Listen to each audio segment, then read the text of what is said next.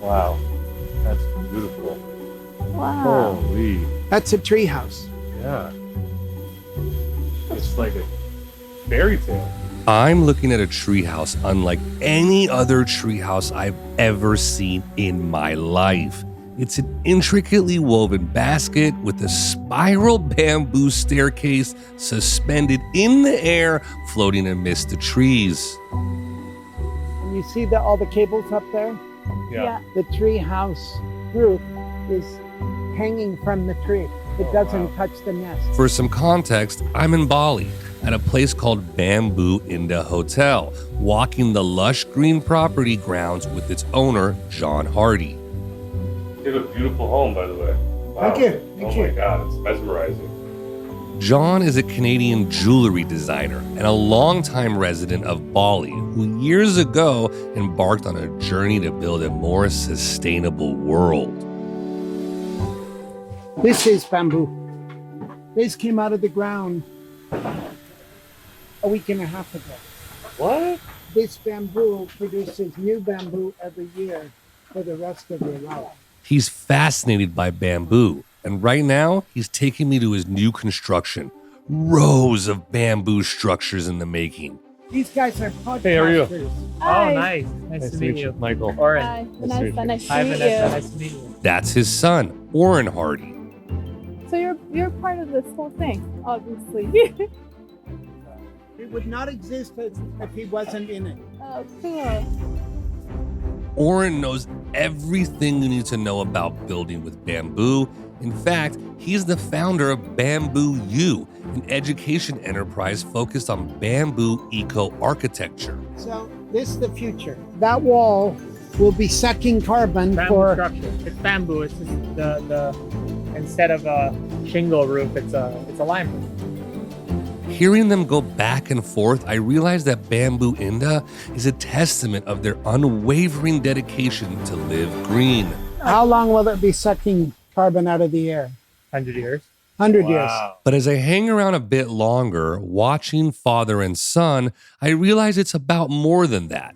It's about entrusting a healthier planet to the next generation. I'm Michael Motomedi, and you're listening to No Fixed Address, presented by Matador Network, a show about ordinary people from all corners of the world doing extraordinary things. 2 years ago, I quit my job as a marketing executive and decided to travel the world with my wife Hi, I'm Vanessa. and our baby daughter. We sold our home, our cars, packed a bunch of clothes into our small suitcase, and now live in a new country every single month. And something I've come to love about living on the road is the people that I meet. So I decided to start a podcast. That way you can meet them too. Today we're in Ubud, overlooking the Ayung River at Bambu Indah Hotel, a fairy tale come to life in the middle of Bali's rice paddy fields. Talk about a breath of fresh air. Somebody who cares about the environment and is optimistic. I know, I hadn't heard anybody be optimistic about our future in a while. It was really nice. I know, and it just feels good to know that, hey, it's not all bad. From someone who's so informed about everything that's going on with global warming and the rest. And I cannot say it enough, but just talking to somebody who, their biggest mission or goal in life is to make the planet a better place and to pass things down to generations that are coming that aren't, monetarily in value, just lessons being learned. I mean, there's so much to learn from this guy.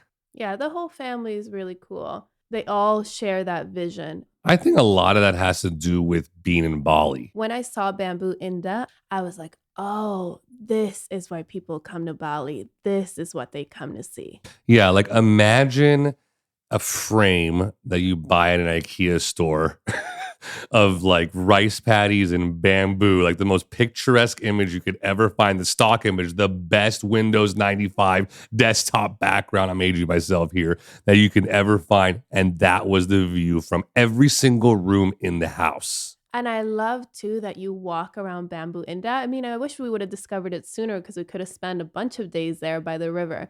And then you see these bamboo houses that seem so dreamy and out of this world. You kind of do feel like you're walking around in a dream if you suspend reality for a bit.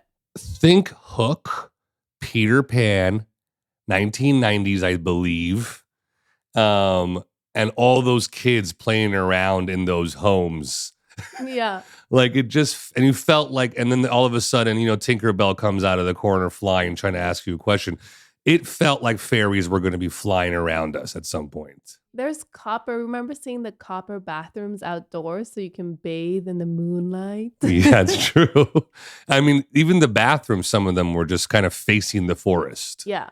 I mean, all the views were insane. But yeah, I mean, Bali is such a magical place, and you really get to see how magical it is when you see it through the eyes of people like this. There's some sort of energy happening there where you feel the earth. If you allow yourself for it to take over, it will. And that's basically what happened with John and his family. I mean, he moved there. He's like, I'm falling in love. I'm not going anywhere. I'm building my home here. I'm building my business here. I'm having my family here.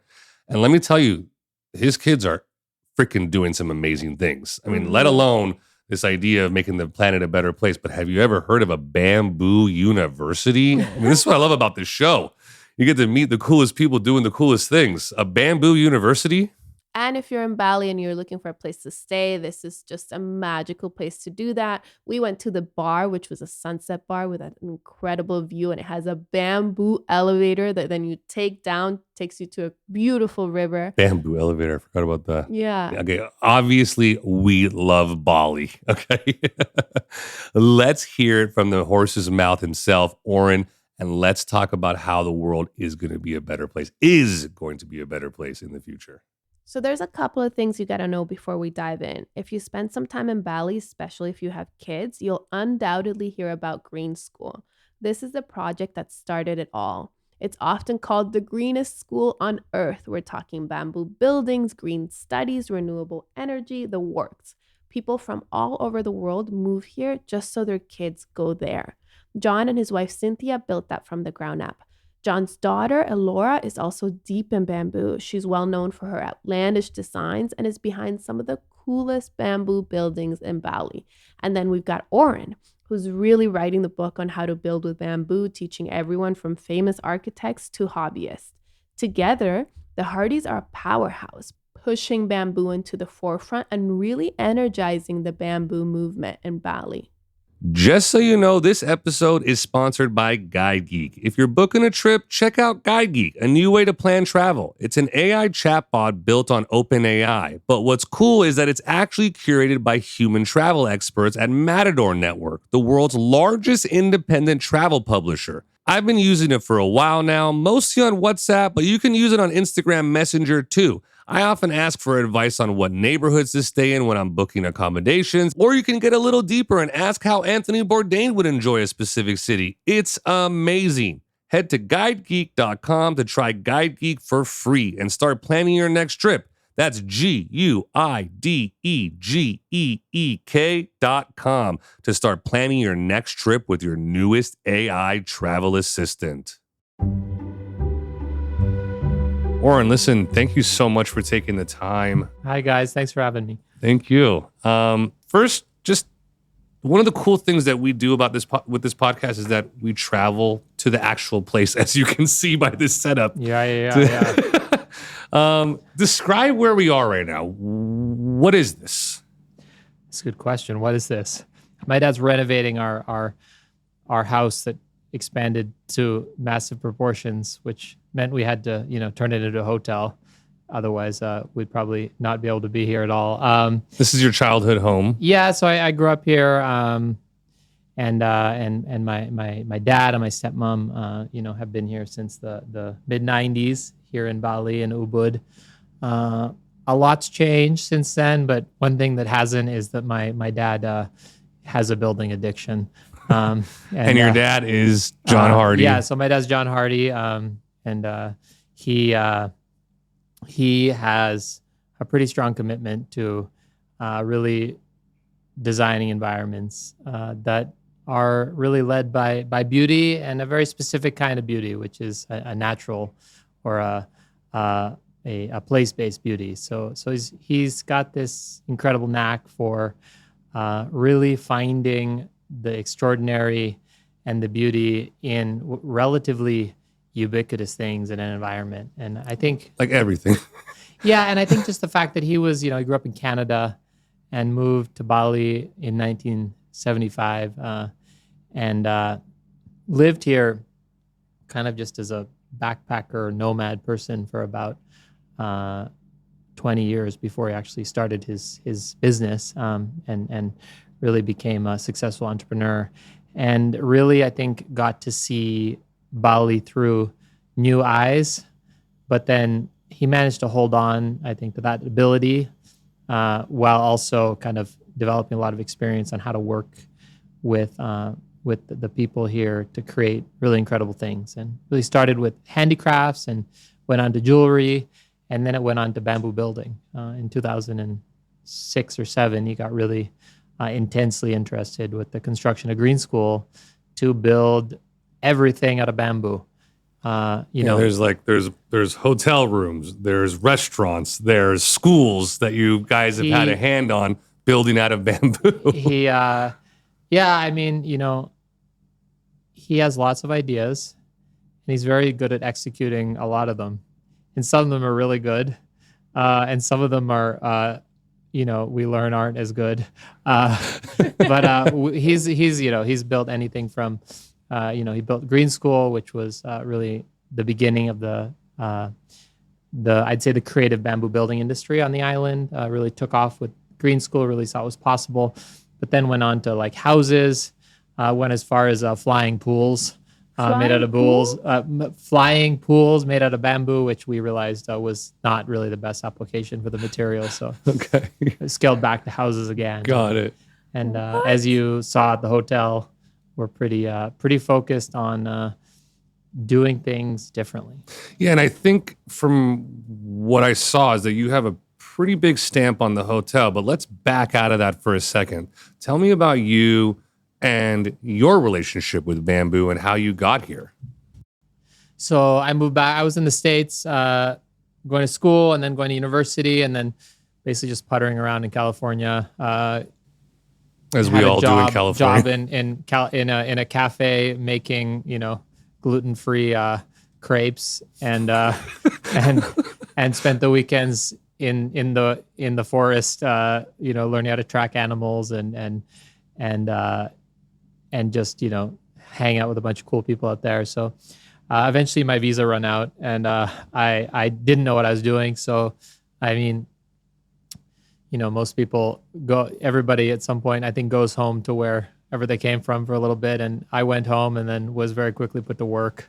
And by that point, I had learned quite a bit about sustainability and about permaculture, about food systems. So I actually started by building landscapes and particularly vegetable gardens for clients on the island. And then I started a farm and started running courses, teaching people how to dye stuff, how to grow stuff, how to make medicine.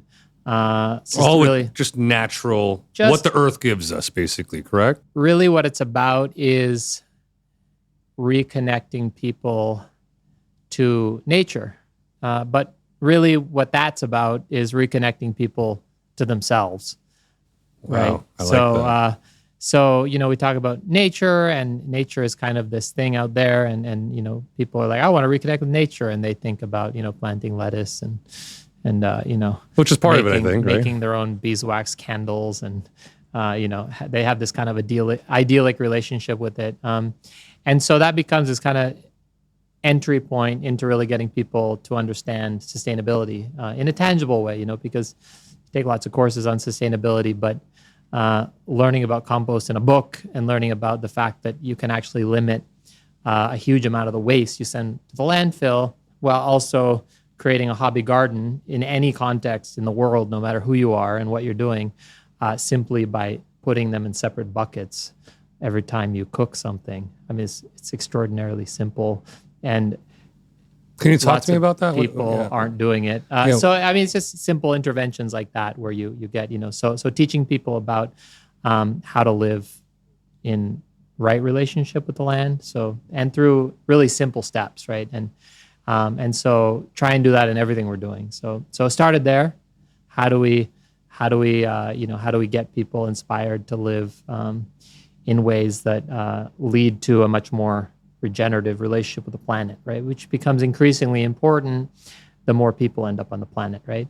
Is it a very strict way of looking at it? This idea of sustainability and living green and being able to reuse what the land has given you? Like, is it all or nothing for you, or is there like this version where some people can just do whatever they can?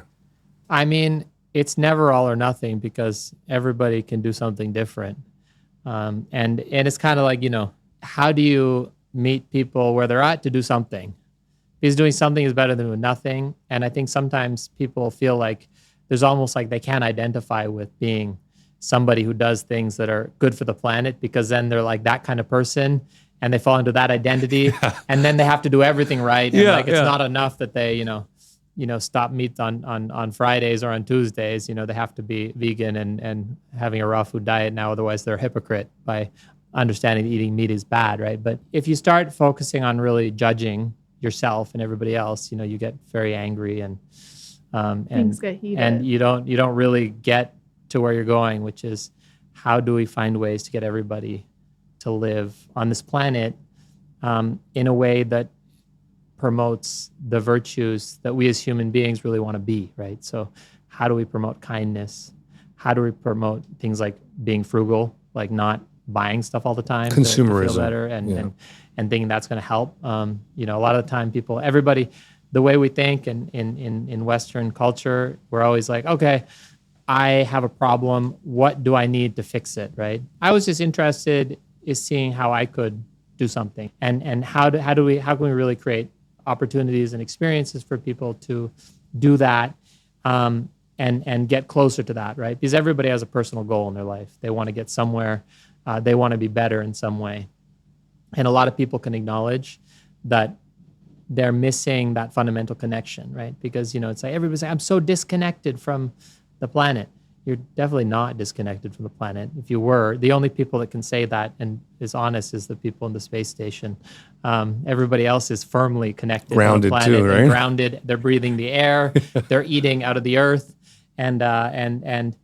And what they're talking about is their consciousness and their capacity to understand how they're connected has been segregated from their life, right? So there's too many layers or too many veils between what it actually means to live as a human being and what modern people do as human beings. Do you find that your connection to the earth has always been important? I mean, just looking at this view and thinking that you grew up with this, it's something you can't ignore. But have you always been that way? I mean, I always felt connected, but it wasn't really, I don't think I realized it was important until I really realized the extent of environmental damage that's going on. And things like, the fact that our actions are shifting the climate, the fact that we're, going through a mass extinction, and some geologists are arguing that we're in the midst of a human-made, change in epoch. There's people talking about the Anthropocene for the last, 6 or 7 years. So all these ideas where it's like, okay, human beings are really entering a new phase in our development where we're going away from being able to not really take full responsibility for how we behave and the actions and who we are, because it's being reflected back at us in very terrifying terms, really and truly. And there's so many of us, and we have so much more power and influence collectively and individually than we ever had or our ancestors could have ever dreamed of, that really is forcing us to enter a new phase of who we are, which is really a chance to really mature as a race and realize that we're all actually fundamentally one, race of people living on one planet. But do you think we're getting closer to that, though? Like, almost feel like your last statement about how people are feeling more and more disconnected whether it's through technology or this idea of what a human being should be, or this idea that consumerism makes me feel better, right? Buying things make me feel better, right? Not me personally, but It does, right? but only for a minute. Yeah, exactly. So like you're talking about that next phase in humanity. Do you see that in like sight view? I mean, like, is it there? I do. Yeah. I do. I think, the brighter the light gets, the darker the shadow, right? So Ooh, I think I like that. I think that it's there. We're more connected than we've ever been. We're more aware of what's happening in the world around us on a global and on a media has allowed us to project our awareness onto like an astounding amount of things, and it's totally overwhelming and can really crush you if you're not careful. But on the other side of that, it's incredibly empowering because all of a sudden, someone with a phone sees something and they can like cause a revolution. Yeah. Just by putting it literally. And now we're looking at artificial attention. We can create machines that can think faster, at least on an intellectual level, faster than we can. There's a tremendous amount of opportunity in that as challenges and a challenge. And again, for me, it's just pushing us towards maturity. It's pushing us towards realizing, okay, it's really, there's no planet B, at least not in the next 200 years. We can't get to Mars yet, and Mars is looking pretty dismal. Yeah, it's not looking fun. Mars does not look Not good. going out on a tourist trip. Not being in Bali right now. Bali, Mars, definitely coming to Bali. Not, so. But it seems like what you're saying is like that with more power comes more responsibility, right? Yeah. And to really accept that responsibility, we have to grow and to understand what needs to be done, Yeah. right? And I feel like the masses are being controlled. I talk about it with her all the time, which is one of the reasons why we decided to travel and leave everything behind, was this idea that we were feeling like we were living a little bit like in a matrix, right? It was just like we weren't thinking anymore. It was just like, you want this, you want this, you want a bigger house, you want a nicer car, you want, and it was like, do I? Do I really want? And that's just one sense of control, right? I'm more fearful of like what else is being controlled out there that we're not even aware of, right? So you have this optimistic view of humanity. I'm just thinking, Well, it depends how long term you think, too, Yeah. right? It's hard to say that the next 50 years, if you look at the data and you're not pessimistic about it, you're not looking at the right data, right? If you look at the next 50 years. But if you look at the next 500 years, or you look at the next 300 years, there's a lot of things to be really optimistic about. Like human potential is absolutely incredible. you just blew my mind, by the way. I'm thinking about my life, right? I'm just like, okay, Well, nothing that's- looks good in the next 50 years. You're right. That's all I think in. But And you're that's- thinking in millennial. That's part of the problem. Even like institutions are trained to think in 3-month increments. Yeah. A quarterly report. I run a business. What's the quarter going to look like? And it's literally like important, right? Like it affects my daily life, like you're saying. But it's important not to be so selfish as to only hedge your actions on what's going to benefit you now, right? That's the definition of like Freud's id, right? It's like, let's just be reactive. Being human is about realizing you're much bigger than yourself. And that's hard, and saying it is easy, but doing it is extremely difficult. And then making sure that you make a life that focuses on that is really hard. It's not easy. You're really stating that, hey, living, can we call it green, or is it, what's that term? What term do you like to use that the lifestyle that you live? I mean, I don't want to put a term on it, but for the sake of conversation, would you say I live green, or is that I try not to label it too much. I just live healthy? I'm just living my life like everybody else. The only difference is Dude, you're definitely not living your life like everybody else. Well, I the just only- walked through a bamboo home that you designed, plus a table that was like 70 feet long, okay, made out of recycled chopsticks, okay? And then the casing around the home, which I hope you'll describe in more detail, was made out of lime, which was lowering our carbon footprint while you're living in the house. You're not living a normal life, okay? I didn't say I was living a normal life, but I'm living my life like everybody else, right? It's all everybody. Semantics, dude. Everybody's just doing what they can. And we all have different capacities. We all have different opportunities. And it's really important to honor that and wherever it is, and not to put what I'm doing on a pedestal, because it's just, just based on what I'm capable of doing. And lots of other people do incredible things that are much less obvious, right? So I try not to label what I do as a specific lifestyle because I'd inevitably prove myself wrong, and it'd also mean that I can't change it. That's true. Then you're stuck in it. You never know. It might maybe in 2 years I might love Donald Trump and eating cheeseburgers. and no, move, eating steaks and with get ketchup. an SUV and realize that I want to be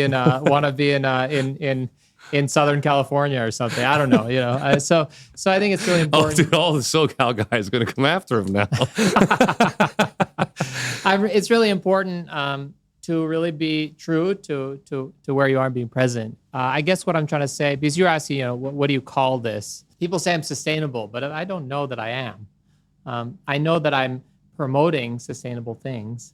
I know that I've made a decision to work and make my professional life centered around things that I hope will have a better impact, or at least more of a less bad impact, if that makes sense, on the planet. But am I really sustainable? Probably not.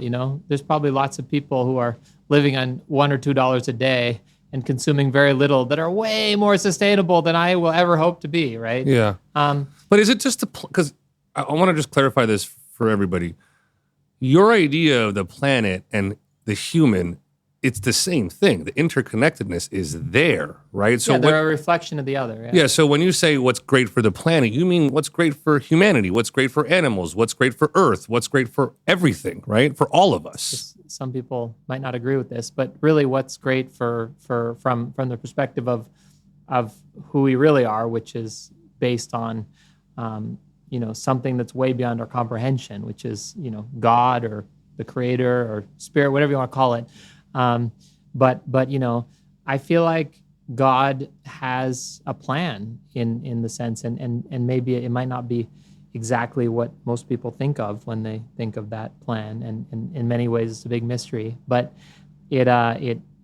we were put on this planet really to be, in my opinion, the crowning glory, right? Or the thing that the biggest, the most incredible manifestation of nature and of creation. And the catch is we can either learn how to be that, or we can be the worst possible thing that ever happened, right? And that's a choice. And if you look at our society and you look at all the all the problems we have, they all have technical solutions. They're like little, and it can sometimes be really basic, like putting your vegetables in one bucket and your plastic in another bucket to start with. Like the solution to the waste problem starts there in your kitchen, and it starts in every, in Unilever's processing plant, and it starts in the restaurant. But the political will and the desire to make that important is not necessarily there, right? There's all kinds of solutions and all kinds of patents to all kinds of problems that we're facing, but whether we have the political will to fix those things is really a human issue, and it's in my opinion, it's a issue of identity, right, and who we are. Right? So that's what needs to shift. You spoke about, I'm assuming you meant recycling. Your vegetables here, your plastic over here, correct? Well, just forget recycling. The first step is just sorting. I mean, you got to start somewhere, and you can only do what you can do. And you're doing everybody a disservice by not doing that, I think, is my main point here. Yeah. So like, I'm making lots of choices that are unconscious, that are totally unsustainable all the time. And most people are. And the more opportunity, the more privilege, the more wealth you have, the potential for you to do that increases exponentially, right? But does that mean that I should just resign and not worry about it and buy another car and live in a bigger house? A lot of people are making that choice. We should be talking about bamboo, but yeah. Well, talk to us. Wait, I also want to know about Bali. You grew up here. Yeah. Why did you choose to stay here? You went away, you moved away, and then you came back. Why is this really special? I mean, I grew up here, and I grew up in Bali, then I went to New York, and then I went to Canada, and then I went to Australia. And so I think there was a bit of a longing to come home. And then I got here, and there's just a lot of things that I could do. I speak fluent Balinese. I speak fluent Indonesian. It's very quickly roped into all kinds of things, including, someone wanting a garden, a vegetable garden. It started with a vegetable garden. And now you have and Bambu I was building 6 vegetable gardens, and I was starting my own farm. And then Bambu U happened out of the farm, where we were Talk to us about Bambu U. I got to hear about this. Well, This is Bambu awesome. U is it started as an 11-day course, where we realized that a lot of people want to build with bamboo and want to learn how to build bamboo the way that Ibuku, the design firm that my sister started, and what my dad really started with the construction of Green School.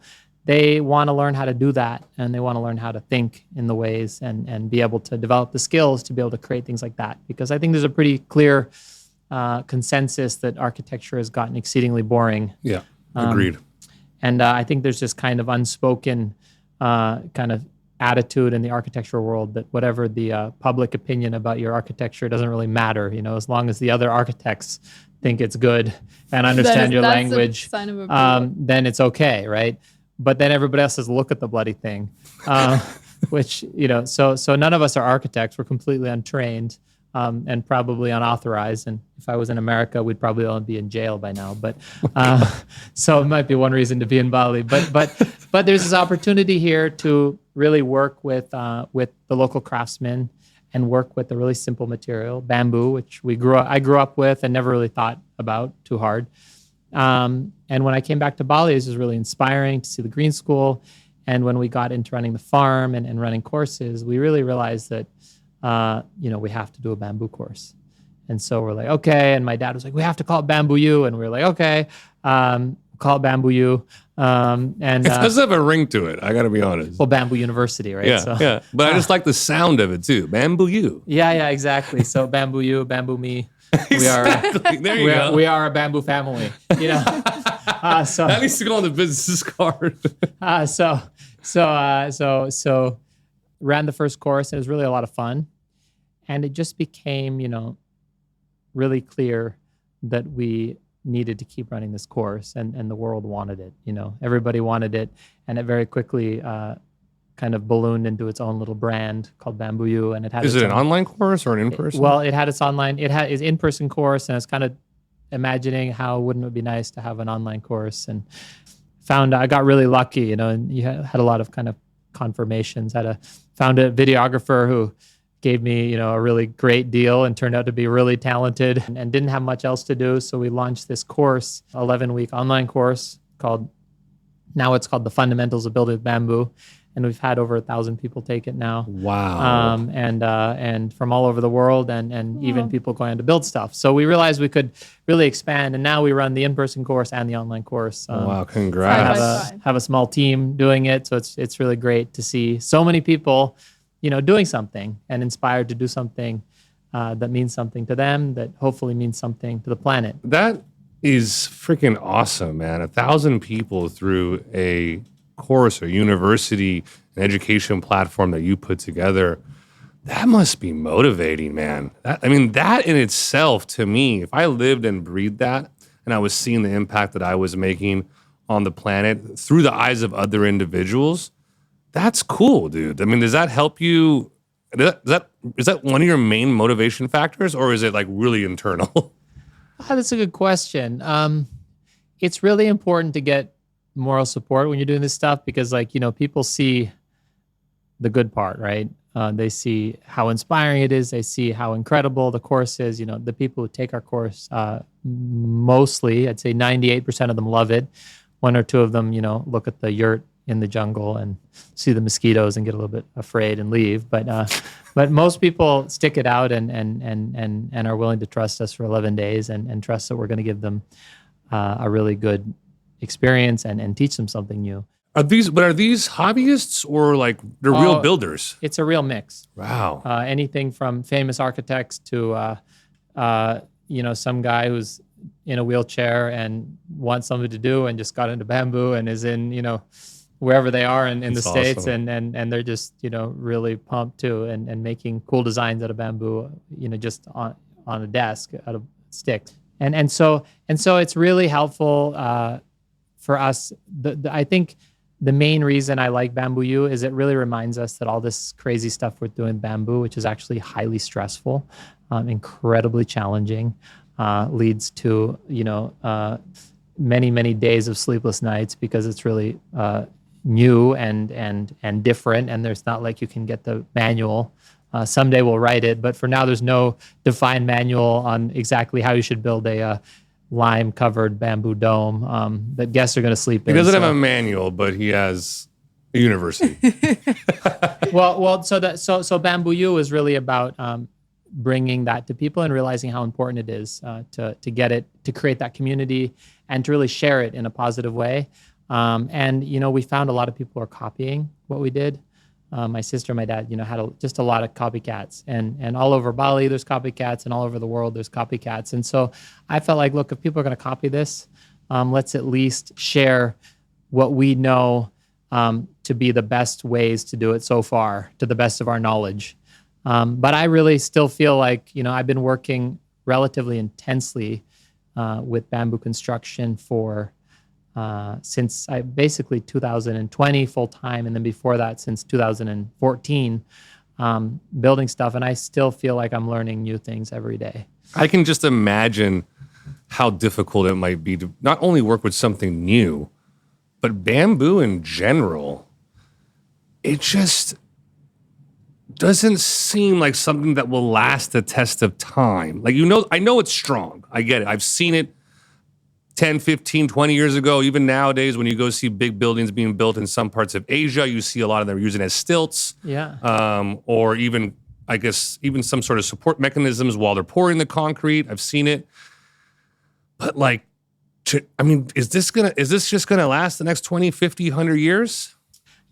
That's an interesting question, and it's always everybody's first question. So our mini course, our Bamboo U mini course is bamboo treatment, right? And there's preservation by chemicals, right? And so we use boric acid to preserve our bamboo, and that takes it from being a material that's going to last you 3 years into a material that will last 30 plus years in indoor applications and in applications where are not exposed to water and UV rays consistently, right? So that's really the key. And that's why we say also, so there's chemical preservation and then there's preservation by design. And actually those little guest houses that look a little bit like, termite mounds, really, if you look at them, or like, little kind of pods, those will probably last over 30 or 40 years because the bamboo is fully protected by membrane and then by lime, which will last also forever. So as long as they're maintained and cared for, and this is another really important part about building that I think is often overlooked. You want to design something that's beautiful enough that in 30 or 40 years, when it needs to be either torn down or renovated, people want to keep it, right?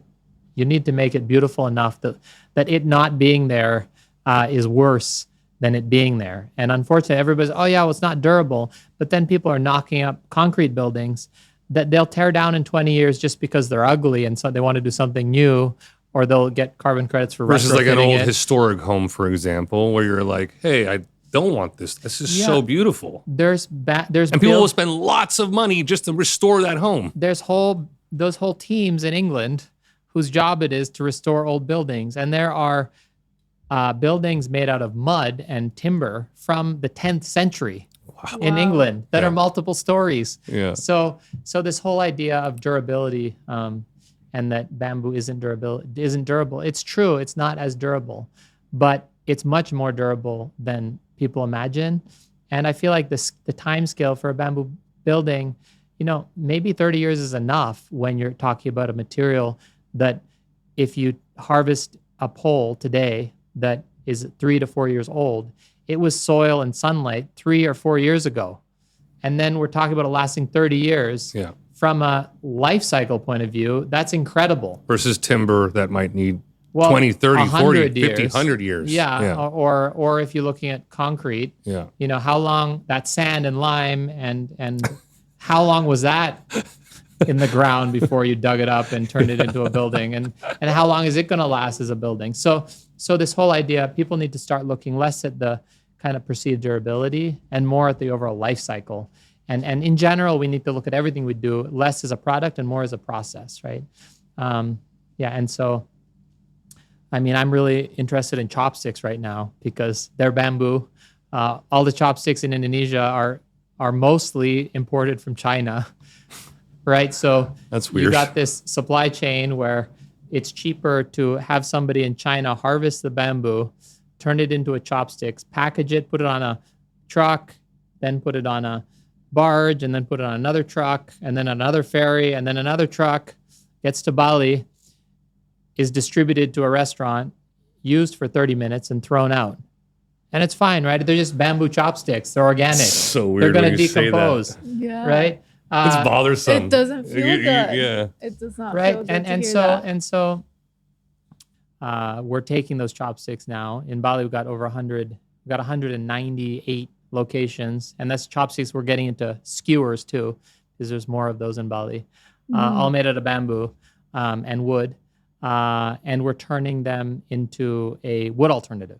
So then we can take a 30-minute product and turn it into a 13+ year product. What would you make with it? I'm making all kinds of things from tabletops, desks, cabinets, chopping boards, incense holders. It seems like, I mean, as we're nearing the end here, I can see your eyes and your face glow when you talk about certain things. And I always like to know, like, how do you define happiness? How do you define success? Are they intertwined? Are they two different things? Like, that's a great question, and I can't even begin to claim I have any kind of answer for that because I'm human, and some days I feel very happy, and other days I feel very sad, and some days I feel really successful, and most of the time I feel like a failure. So, No, you don't. but I can say that happiness and success are different, and being successful will not lead to happiness, and happiness will not lead to success. They're different paths and different journeys, and we need to do both of them in life because, and also, success is not what is success?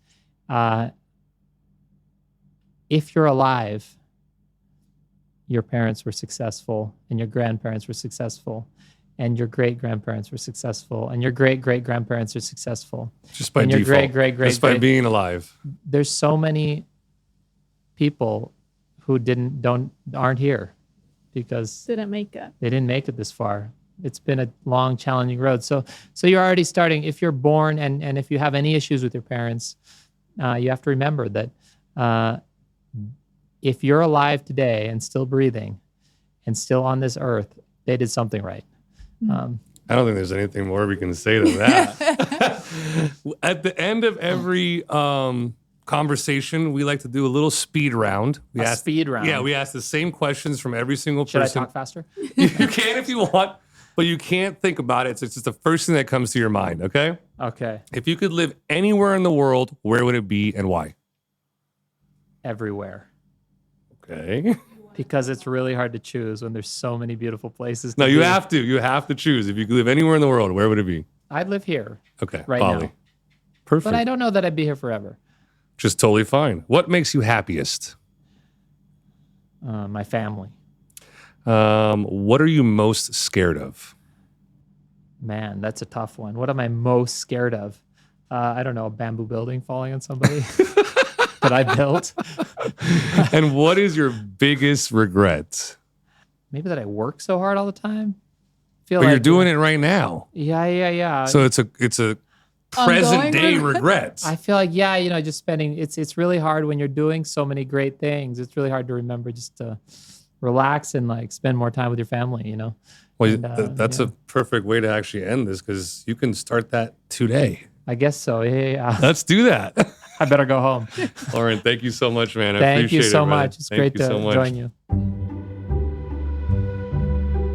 It's such a pleasure to meet people like Orin. People who have a mission in life or goals in life that are grand, but are completely selfless. It's so interesting to see because in this day and age, all you hear over and over again is how am I going to get ahead? How am I going to be this? Or I'm going to be the big dog, or I'm going to get that car. And Orin, all he speaks about is making sure that whatever we do now is going to help us in the future. And that is beautiful. Thank you again for listening. No Fixed Addresses presented by Matador Network. Subscribe wherever you listen to podcasts. We release new episodes every other Thursday.